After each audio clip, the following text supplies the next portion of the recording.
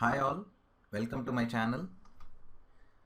Today we will discuss an SQL scenario where we need to get the department-wise highest salary. This is a simple requirement, but generally the interviewer checks your ability to achieve the result in multiple ways. It also shows your SQL skills as well. I will discuss 5 ways to achieve this. When this question is asked, the first thing which comes to our mind is a simple non-correlated query. I will show you in a moment in my SQL developer. So this is the basic query which comes to our mind when the interviewer asks this question. We are just having an inner query, select department number, and we are getting the maximum salary department wise, and we are just using a where clause and the in clause. This is self-explanatory and it's a very simple query. And then the second way, it's actually using a correlated subquery. Correlated subquery is nothing but the inner query uses the values from the outer query. So in short, this inner query is nothing but getting the maximum salary department wise. If you see here, I am joining on the department number of the outer query. This is also a self-explanatory one. And then comes the correlated subquery approach 2. This is the second approach. It's similar to the query which is written above, but here I am using an arithmetic expression, max of b dot sal minus a dot sal. What this means, the 0 is equal to select max of b dot sal minus a dot sal. This will be possible only when a dot sal is maximum. So this is also a self-explanatory query. In most of my queries I am using the self join here or the correlated subquery. And then comes the having clause. So having clause is also the mostly used query, means whenever the interviewer asks this question, we will either use a non-correlated subquery or the having clause.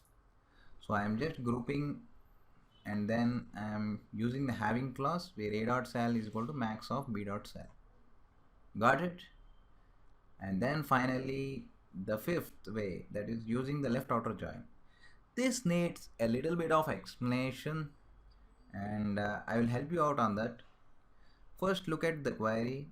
I am just self joining, I am doing a left outer join between employee, and I have given an alias as A and employee alias as B on department number is equal to department number and the salary less than b dot sal. Okay, let's see what is happening here. I will open my notepad as I always do. Please bear with me. So I am taking an example. Since here my employee table is having a lot of records, I just want to show you guys a simple table. Say for example here I have e-name, department number and salary. So these are the names and all the records. And similarly this is a alias A, this is alias B. Okay, so whenever if you see the join condition, first of all we are joining on the department number and then the a dot sal should be less than b dot sal. This a dot sal less than b dot sal actually translates inside to the below statements. Say, so the b dot sal greater than 1000. So the first record is 1000 which comes from the schema A. So it should be greater than 1000 and say here the department number is 10. So as you already know, I have written like department number is equal to b dot department number. I am checking for department number 10. So the first record is 1000. So greater b dot salary is greater than 1000.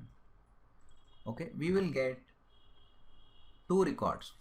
One is 2000 and Asad 3000. So I have written them here. Since this is a left outer join, you will get all the records. Means if you give a dot star comma b dot star, you will get all the records. Like it's like a merging between the two tables. So I have got the records from the schema A as merged with the records from the schema B. So 2000 and 3000, and this is the first record, right? And the second record is having salary 2000. Now B dot sal should be greater than 2000. So we will get only one record. So for the second record, we are getting only one record. And then comes the third, like B dot salary should be greater than 3000. But for the department 10, there is no record with salary greater than 3000. So we will get null, all the null values. Now here comes the trick. I am using a where condition where B dot employee number is null. So obviously you will get the department number which is having the maximum salary. The trick here is we are using the self left outer join, and we are trying to get the maximum salary in a trickier way. Hope you liked all the ways which I showed you here. If you have any new ways to achieve the same, you can post them in the comment section so that I will be happy, and even I will learn new things. Okay, and I will post all these scripts in the description section so that you can practice in your home. Generally the employee table will be as part of the Oracle installation, so you can directly run these queries in your SQL developer. Thanks for watching my video. Please do subscribe to my channel. Thank you one and all.